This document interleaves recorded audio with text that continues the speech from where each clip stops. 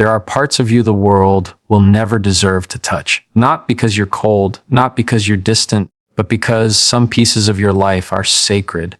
They're not meant to be handled by careless hands or weighed down by someone else's opinion. You've learned, sometimes the hard way, that when you give certain truths to the wrong people, they don't protect them, they use them. And so you've started to understand that real strength isn't about telling everyone everything. It's about knowing what belongs to you and guarding it like the most fragile part of your soul.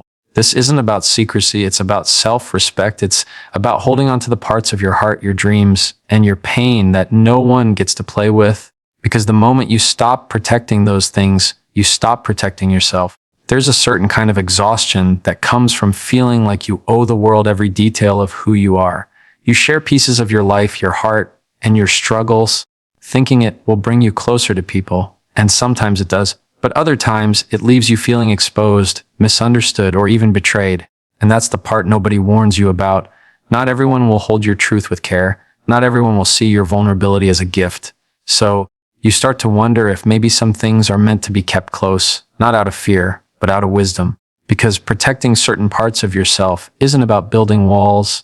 It's about building boundaries that keep your peace intact. And in a world that's quick to take more than it gives, that's not selfish, it's necessary. Some truths are not for everyone, and that's not about being dishonest, it's about being wise with your heart. There are people who can hear your deepest struggles and hold them with care, and there are people who will hear the same thing and twist it, judge it, or carry it in a way that hurts you. Part of growing emotionally is learning the difference. It's realizing that not every moment of vulnerability is safe just because someone is standing in front of you nodding their head. Some people listen to understand, others listen to respond, and some listen to remember it later when it benefits them. That's why you don't owe the same level of access to everyone. You can still be open, still be kind, still be genuine, without putting the most fragile parts of you in the hands of someone who hasn't earned that trust. It's easy to feel pressured into sharing more than you want to. You think it will make you closer, that maybe it will build trust. But forced openness doesn't create connection. It creates exposure. True connection comes from a safe exchange where both people have proven they can be trusted with each other's truths. Without that safety, what you share becomes a risk, and sometimes that risk costs you your peace. Protecting yourself isn't about being guarded. It's about being selective. It's knowing that your inner world isn't public property, and you get to decide who's allowed in. There's a certain kind of regret that comes from realizing you've given the wrong person too much of you. Maybe it's a friend who took your confidence and shared it with others. Maybe it's a partner who later used your words against you in an argument. Or maybe it's a family member who dismissed your feelings because they didn't understand them. Those moments teach you something valuable, that not everyone has the emotional maturity to handle the weight of your truth. And that's okay. It doesn't mean your truth isn't worth telling. It just means you need to choose the right people to tell it to. When you start to recognize this, you stop feeling guilty for keeping certain parts of yourself private. Privacy isn't coldness, it's self-respect. It's understanding that your heart, your pain, and your personal journey are precious. They don't need to be on display for validation or approval.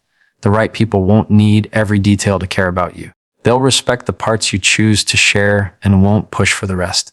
And that's how you know they're safe. Some truths are not for everyone because not everyone is ready to carry them the way you need. So you hold them close, not in bitterness, but in strength.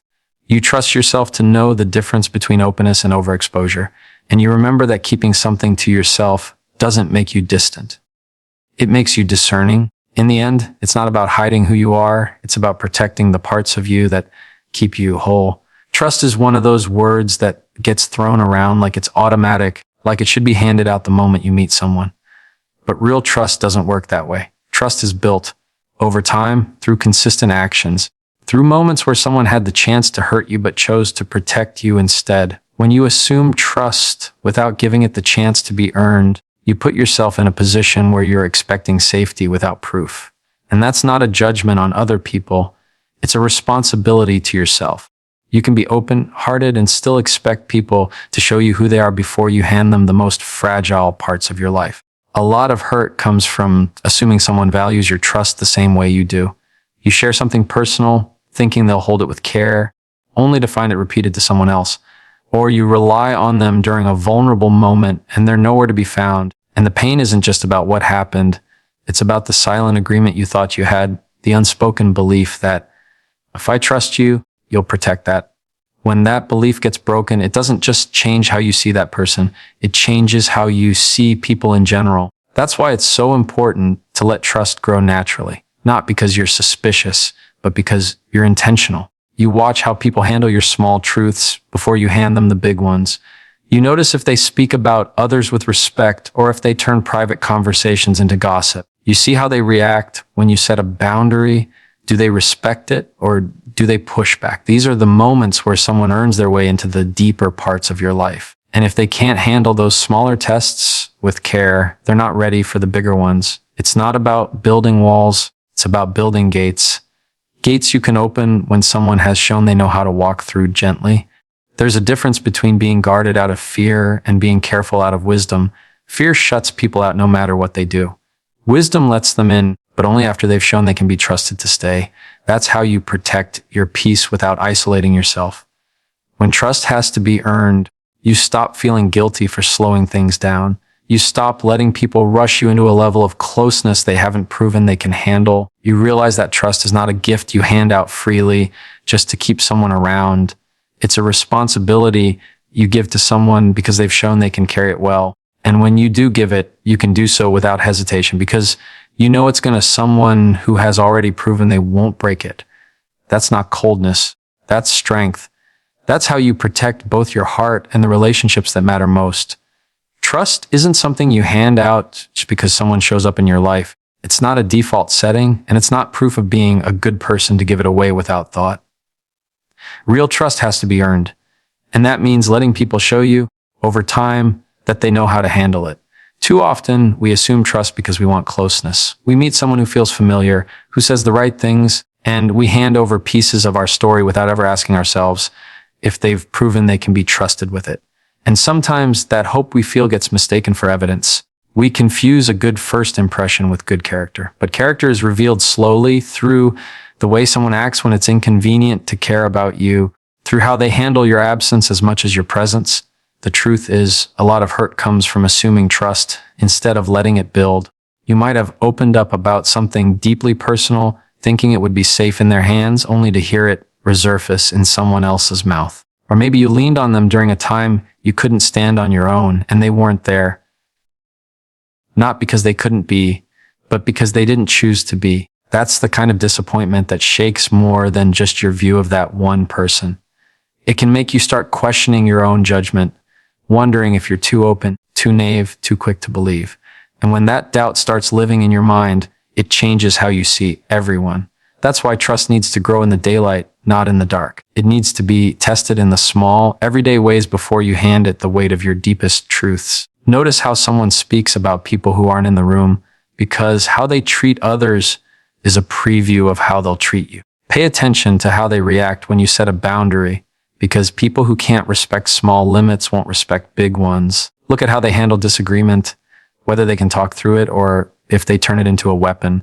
These are the quiet markers that tell you whether someone is safe to trust. It's not about pushing people away or building high walls around yourself. It's about having gates you open for those who've shown they know how to walk through with care. There's a difference between being fearful and being wise. Fear says no one can be trusted. Wisdom says, I'll let you in when you've shown me you know how to stay. That shift changes everything. You stop feeling guilty for pacing the relationship at a speed that feels right for you.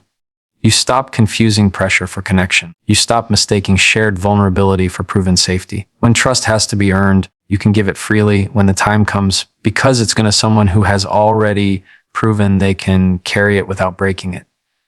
That's not being guarded. That's protecting your heart in a way that allows you to love without fear. And that's the kind of trust that lasts. Privacy and secrecy often get mistaken for the same thing, but they couldn't be more different. Privacy is about boundaries, knowing what belongs to you and choosing who, when, and how you share it with. Secrecy, on the other hand, is about hiding something because you're afraid of the consequences if it comes to light. One is rooted in self-respect, the other in fear. And a lot of tension in relationships comes from not knowing which one you're practicing or which one someone else is. When you're private, you're not shutting people out. You're simply protecting what matters most to you. You understand that not everyone has the right or the capacity to hold every detail of your life. You might keep certain experiences, feelings, or plans close because they're still forming, still vulnerable, and you're not ready for outside opinions to shape them. That's healthy. That's wisdom. It's the same reason you don't hand a fragile object to someone without first knowing if they can carry it without dropping it. Secrecy feels different. It carries weight. It makes you anxious about what happens if the truth gets out. And over time, secrecy doesn't just hide things. It starts to shape you. You filter what you say, you walk carefully around certain topics, and you live with the quiet tension of being found out. It can eat away at trust in a relationship because the other person feels like there's a part of you they can't reach. And if you've ever been on the receiving end of someone else's secrecy, you know how it breeds doubt. You start asking questions in your head you didn't plan on asking. You start reading between lines that may not even be there. The problem is that sometimes people label your privacy as secrecy when it's really just you setting boundaries. Maybe you don't tell a friend every detail about your relationship because you respect your partner's confidence. Maybe you don't share your career plans until you've made certain moves because you don't want outside pressure clouding your decisions. That's not hiding. That's choosing to guard what's important until it's ready to be shared. The key difference comes down to intention. Privacy says, this is mine to protect. Secrecy says, I'm afraid of what happens if you know. One empowers you, the other traps you. And in healthy relationships, both people understand and respect the role of privacy. They trust that not knowing everything doesn't mean something is wrong. They don't demand constant access as proof of closeness because they know trust isn't built on total exposure. It's built on honesty within the boundaries you've both agreed to honor. When you can name the difference between privacy and secrecy, you can stop feeling guilty for keeping certain things to yourself. You can also start recognizing when something you're holding back isn't about protecting your peace anymore. It's about avoiding the truth. And that's when you have to decide if the cost of keeping it hidden is worth the weight it puts on your heart. The world we live in doesn't just ask for your attention. It demands it. Every space feels loud, not just with noise, but with opinions, comparisons, and unspoken expectations about who you should be and how you should live. In that kind of environment, it's easy to start giving more of yourself away than you realize. You post parts of your life for others to see. You share thoughts before they've even had a chance to settle in your own mind. You let other people's reactions shape how you feel about your own story. And before you know it, pieces of you that were once steady and sure start to feel scattered, like you've left them in too many hands. Keeping parts of yourself safe in a loud world isn't about cutting yourself off from people. It's about knowing which parts of you need quiet to grow. Just like a seed won't sprout in a storm, certain dreams, hurts, or changes need shelter until they're ready to face the elements.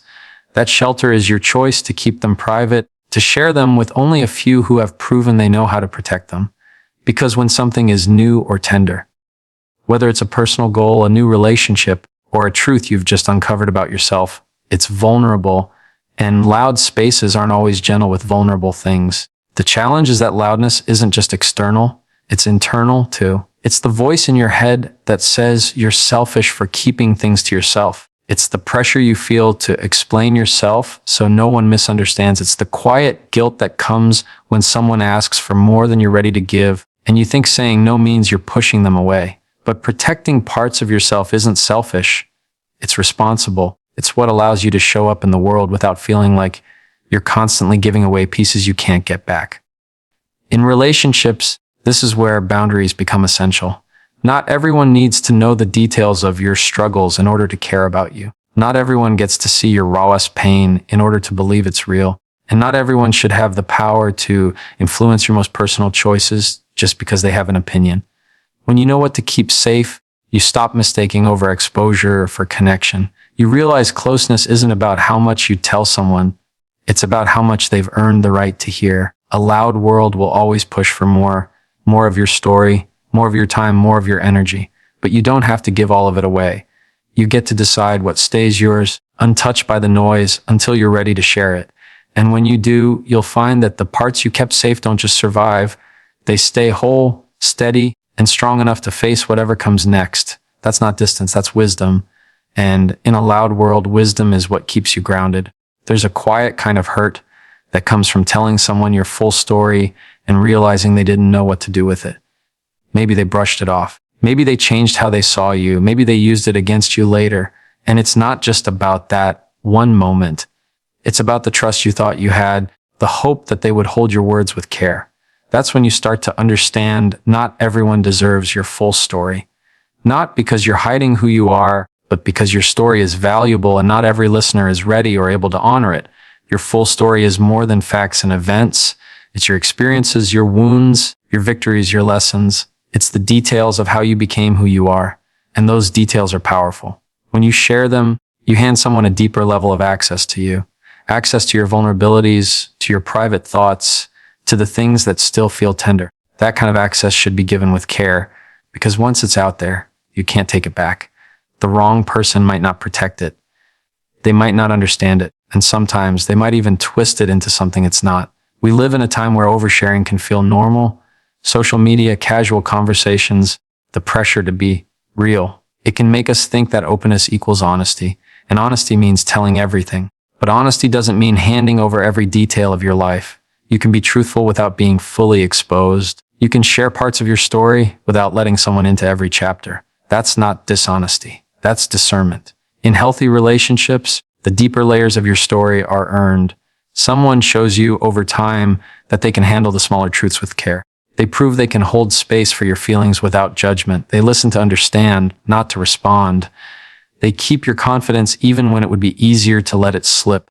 That's when you know you can trust them with more. And even then, it doesn't mean they need everything, because some parts of your story are yours alone, and that's okay. The danger in giving your full story to the wrong person is that it can change how you see yourself. If they mishandle it, you might start questioning whether you were wrong to share, whether you should have stayed quiet. That self-doubt can make you close yourself off from the people who actually could have been safe. That's why discernment matters. It's not about shutting everyone out. It's about letting the right people in. Not everyone deserves your full story because your story is the most personal thing you own. It's the record of your life, and some chapters are meant for select eyes only. The people who deserve more of it will show you they do. And when they do, you can share without fear because you'll know your words are landing in hands that will protect them. That's not distance. That's respect for yourself, for your story, and for the trust you give. Boundaries that protect your heart aren't walls to keep people out. They're doors that you control. They let you decide who comes close, how close they get, and when it's time to step back. A lot of people think boundaries are about pushing others away, but really, they're about keeping the most important parts of you safe so you can actually connect in a healthy way.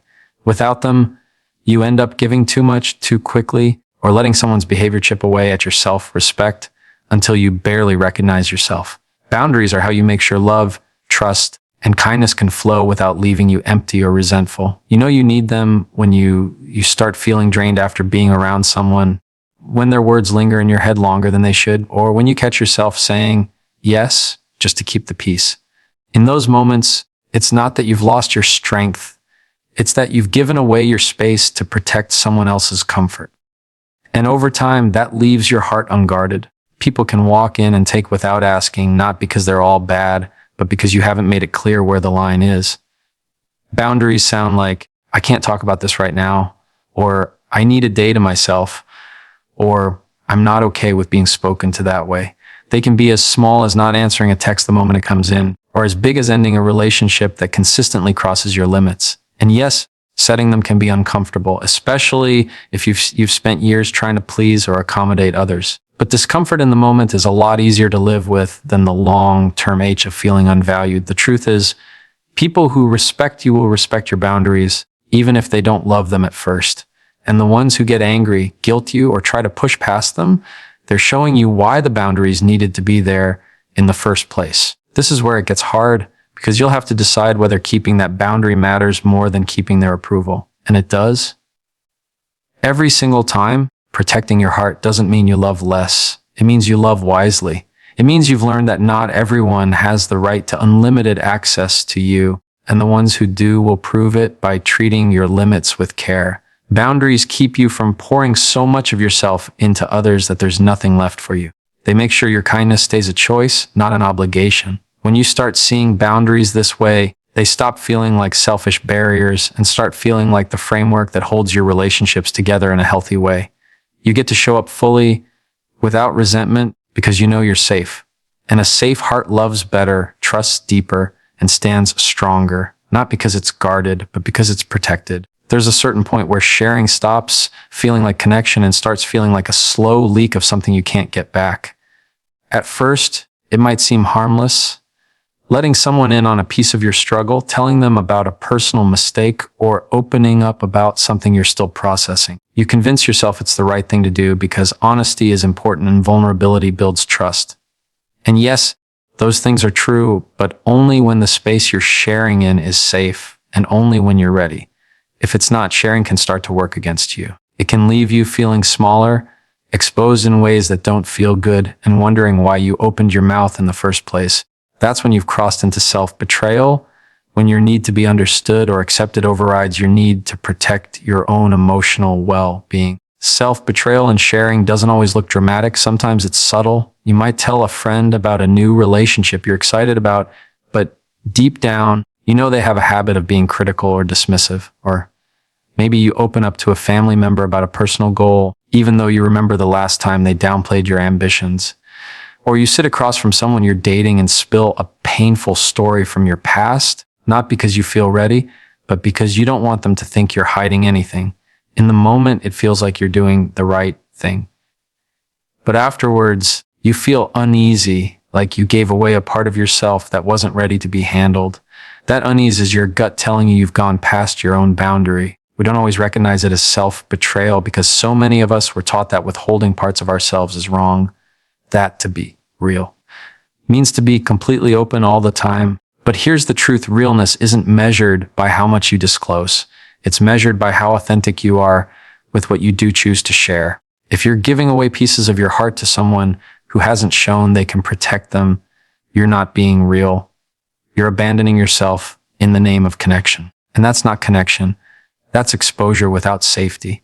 The deeper cost of this is that over time, it changes the way you see yourself. Every time you override your own discomfort to give someone more of your truth than they've earned, you send yourself the message that your boundaries don't matter. You tell yourself that their acceptance is more important than your protection. And after a while, it's not just about one conversation. It's about a pattern of teaching yourself that your voice comes second to someone else's approval.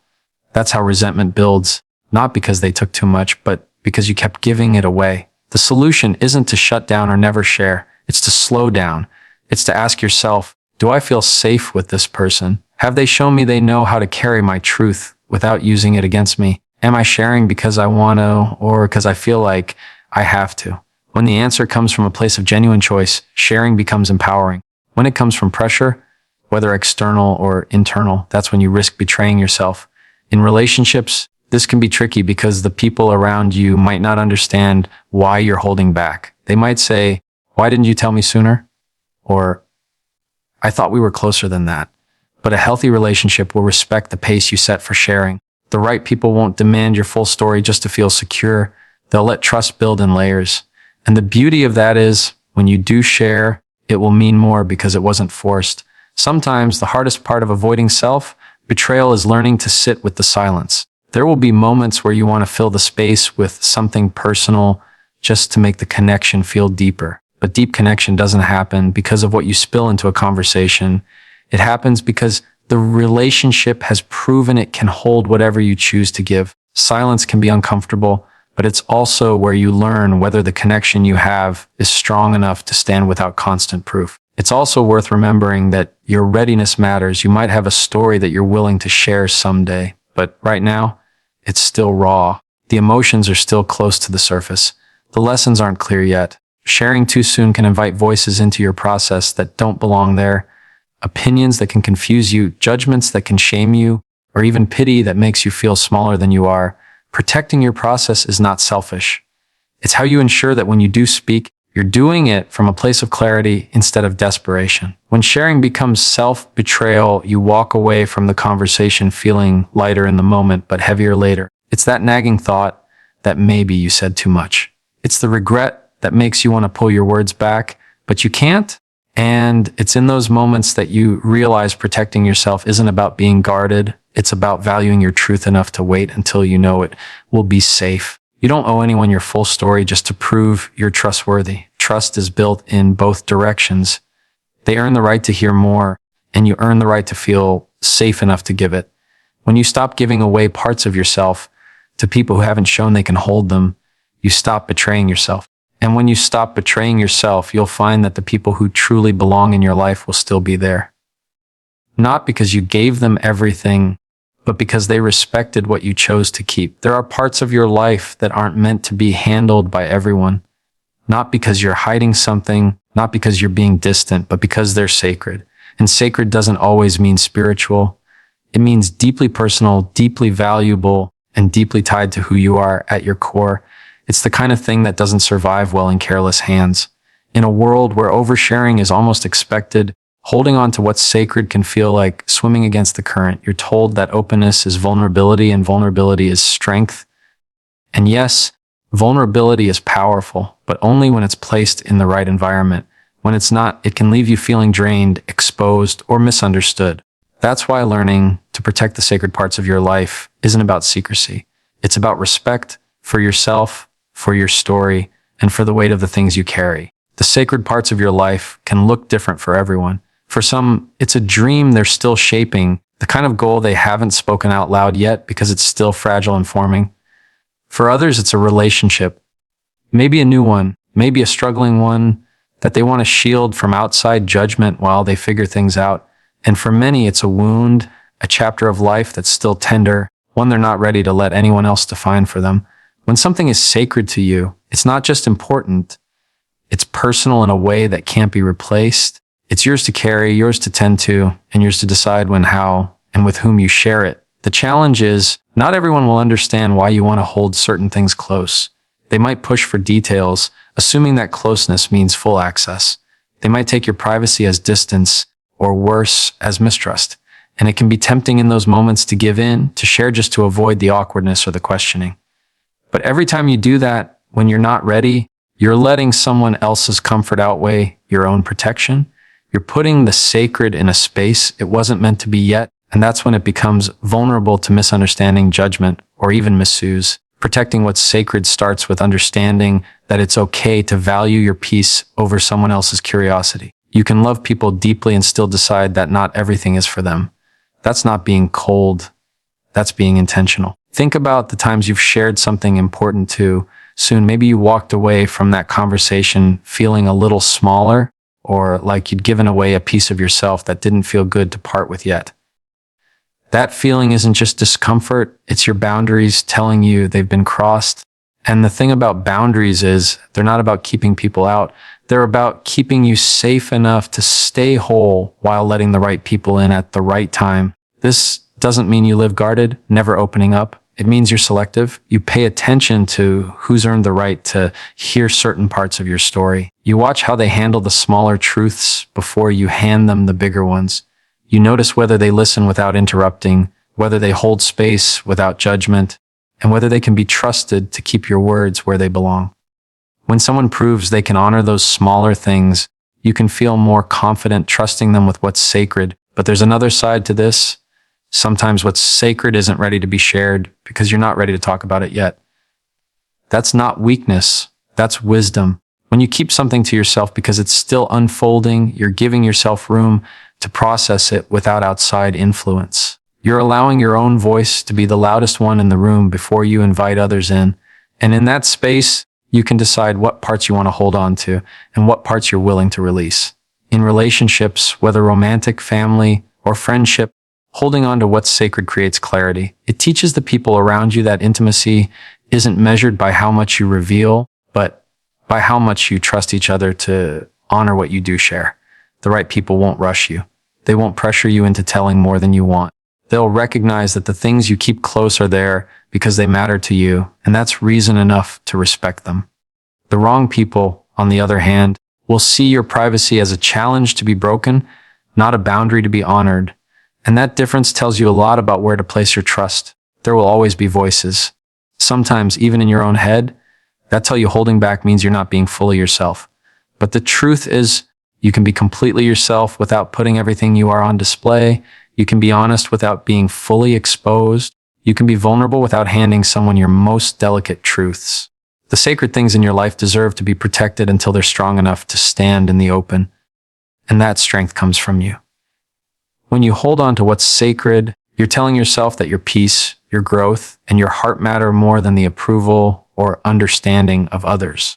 You're making the choice to carry certain things quietly, not because you're afraid to share them, but because you know they're worth keeping safe. And when the time comes to open your hands and let someone else hold them with you, you'll know you've chosen well. Because you waited for the right moment, the right person, and the right space. And in that, you'll find that the sacred stays whole, even when it's shared. Letting people in is one of the most human things we can do. It's how connection is built, how trust is formed, and how love has a place to grow. But the part that's harder to talk about, the part most people only realize after they've been hurt, is that letting someone in doesn't mean giving them the keys to every room in your life. It doesn't mean making yourself smaller so they can feel bigger. It doesn't mean bending so far that you lose the shape of who you are. There's a subtle line between opening up and overextending. In the beginning of a relationship, whether that's a friendship, a romantic connection, or even a working partnership, it's easy to think that the way to deepen the bond is to say yes to everything. Yes to sharing every detail. Yes to making yourself constantly available. Yes to changing pieces of yourself so the other person feels more comfortable. And while that kind of generosity might feel like love or loyalty, over time it can leave you drained and unrecognizable to yourself. The truth is, the people worth keeping in your life don't want the watered down version of you. They don't need you to erase your boundaries or rearrange your values to fit them. They want you, the you with preferences, quirks, convictions, and limits. If you lose that while trying to let them in, then what you've given them isn't really you. It's a version shaped by fear of rejection, fear of conflict, fear of being too much. And relationships built on fear always ask you to keep shrinking. Letting people in without losing yourself starts with knowing who you are before they arrive. It means you've done enough inner work to understand what matters to you, what drains you, and what fills you up. It means you've defined your own lines, the emotional, physical, and mental boundaries that keep you steady. Without that clarity, it's too easy to confuse love with overgiving or to mistake someone else's comfort for your responsibility. You'll notice this in small moments. Maybe it's when you find yourself agreeing to plans you don't have the energy for because you're afraid of disappointing someone, or when you hold back your honest opinion because you don't want to risk tension, or when you start rearranging your priorities so often for someone else that your own goals gather dust in the corner. Those moments feel small at first, but they add up. And over time, you realize you've been trading pieces of yourself in exchange for closeness. The irony is, the more you do that, the less authentic the connection becomes. Because true closeness isn't about sameness. It's about being able to stand side by side as your full selves. It's about being able to say, I love you, but I can't do that. Or I value you, but I see this differently, without it threatening the relationship. If someone can't handle the fullness of you, your boundaries, your differences, your needs, then what they want isn't really you. They want the version they can control. Letting people in while holding on to yourself means practicing self-respect in real time. It means checking in with yourself before you say wise. It means noticing when your energy feels strained and giving yourself permission to step back without guilt. It means telling the truth even when it's uncomfortable, because you'd rather someone know the real you than get attached to a version you've created to please them. And here's the thing, the right people won't punish you for that. The right people will actually lean in closer when they see you holding your ground, because it shows them you're trustworthy. If you're willing to tell the truth about what you need and what you can give, they know you're not performing. They know you're safe to build with because you're not running on resentment or silent self-sacrifice. Of course, this doesn't mean you become rigid or closed off. Letting people in is still about openness. It's about allowing yourself to be seen, to share your thoughts and feelings, to let others witness your life. But it's also about doing that in a way that doesn't leave you hollow. You get to decide how much you share when you share it and with whom. You get to pace the relationship in a way that feels sustainable, not overwhelming. You get to keep certain parts of your life private, not as a wall, but as a way of preserving what's precious. Sometimes this balance will be tested. People may push for more access than you're ready to give. They may take your boundaries personally, assuming that love means full transparency on their timeline. When that happens, it's easy to feel guilty, as if you're failing them by not letting them in completely. But that's when you have to remember your boundaries are not a rejection of them. They're a protection of you. And anyone who truly values you will want you to protect yourself. The hardest part is that not everyone will respond well to your boundaries. Some will respect them immediately. Others will resist, trying to convince you that you're being distant, selfish, or overly guarded. And that's where you have to stand firm. Because if you give in every time someone's discomfort challenges your boundaries, you'll spend your life living according to someone else's rules. You'll be surrounded by people who love what you give them, but not necessarily who you are. The goal isn't to let people in as much as possible. It's to let the right people in as much as feels safe and true. The ones who respect your no as much as your yes. The ones who can sit with you in silence without demanding constant access. The ones who aren't threatened by your independence because they're secure enough in their own. Those are the relationships where you can be fully open without losing yourself, because the other person doesn't require you to disappear in order to belong. When you hold this balance, something powerful happens. You stop fearing closeness. You know you can open your life to someone without handing them the power to define it. You can share deeply without surrendering your identity. You can be generous without emptying yourself. And that's when connection feels safest. When you know you're welcome in someone's life, not because you've molded yourself to fit them, but because you've shown up as yourself and they've said, yes, that's who I want to know. Letting people in without losing yourself isn't about distance, and it isn't about control. It's about trust. Trust in others, yes, but also trust in yourself. Trust that you can set the pace. Trust that you can say no without losing love. Trust that you are worth protecting, even in the middle of a relationship that feels good. Because when you protect yourself while letting someone in, you're not just preserving your own identity, you're making sure that the relationship grows on a foundation of truth, respect, and mutual care. And that's the kind of closeness that lasts.